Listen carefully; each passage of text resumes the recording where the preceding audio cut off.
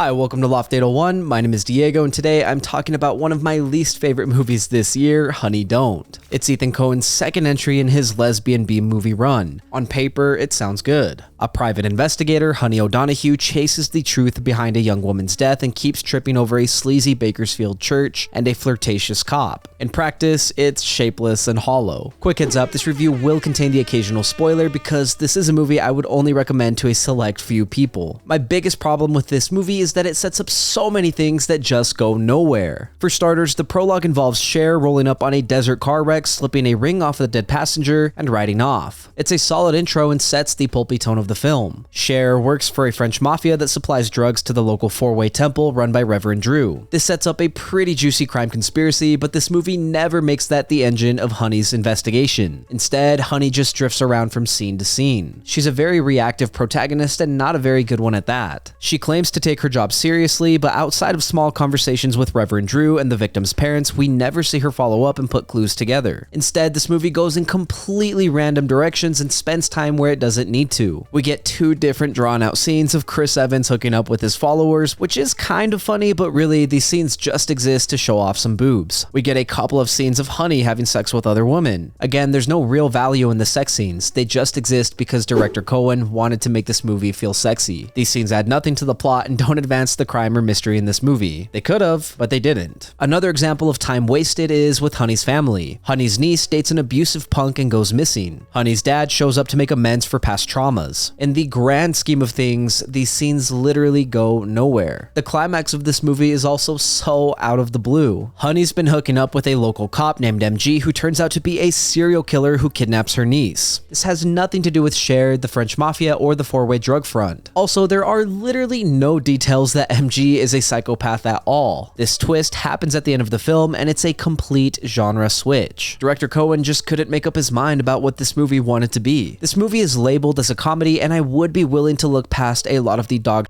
plot threads, but I didn't find this movie to be very funny. I'm sure some people will like the humor, I just didn't. I feel like the satire never lands. The breezy tone is fine, but this never comes off as campy fun. I know this movie was trying to go for dry humor, but it feels so flat and it doesn't land. Part of the problem is that this movie doesn't know what genre it wants to be, and so it doesn't know what it wants to make fun of. It makes jokes about evangelical culture, law enforcement, PI tropes, and horny human nature, but the satire never hits. I don't know if I've explicitly said it, but this movie has no stakes because the characters never take anything seriously. Even when things are serious and characters get killed off, this movie tries to play it off as a joke. For example, Reverend Drew gets killed off by Cher, and literally right before he dies, he makes a joke. And not just that, but he dies off screen, so we never get the satisfaction of seeing this sleazy guy go out. There's no body or anything, and the drug plot literally ends with an off-screen kill that has nothing to do with Honey. The entire setup of this movie was for nothing. My final complaint is that Aubrey Plaza sucks in this movie. I've never seen her in another movie, so I don't know if it was a bad performance or if I just don't like her dry and flat acting. It's hard to tell. During the climax, when she's trying to come off as psychotic, it just falls so flat for me. Her acting didn't sell me in the slightest and makes me think she wasn't the right person for this role. Now that I've thoroughly complained about this movie, I want to talk about some of the redeeming factors. Firstly, Margaret Qualley is great. I think her heel-clicking, side-eyeing PI anchors the movie. The reason her performance is good is that she leans into the oddball energy of this movie. She has a dry half smile and has good banter with supporting characters. She keeps her composure and is a very light character. I also loved MQ's accent. She sounded like a quirky PI and was a fun character to follow. I think equally as fun is Chris Evans as Reverend Drew. He has weaponized charm. He plays a prosperity gospel peacock. He's got a warm grin, open arms, and eyes that are always selling. I really liked his character because, like Honey, he leans into the oddball energy of this movie. I'm genuinely bummed his drug arc went nowhere. Most of the other characters are fun. I loved Mr. Siegfried, Colligan, Shugi, and Hector. They added to the weird and quirky tone of the movie, providing some of the lacking lighthearted humor. Also, seeing Christian Antidormi kinda caught me off guard. I was not expecting to see him, let alone play a similar character to Tiberius from Spartacus. I'm glad he's still acting, and I hope he gets more roles. All the actors who play Honey's family do a good job. Unfortunately, I just didn't care for their characters, but I won't hold that against the actors. One of the nicer things about this movie is the setting and cinematography. I love the blue-collar feel of Bakersfield. It's very warm and baked in browns and golds. I like the grain and handheld shakes of of the camera. I love the feel of the desert wind across motels and trailer parks. The city seems dingy, lived in, and real. It was a little light, but I like the music. Brittany Howard's "We Gotta Get Out of This Place" keeps the tone lighthearted and adds to the oddball Western tone. I don't know if there's any one genre I could classify the music as, but that's okay. I think this is one of those instances where having different musical genres adds to the quirkiness. In other words, contrary to the genre tones in the film, I like the musical contrast.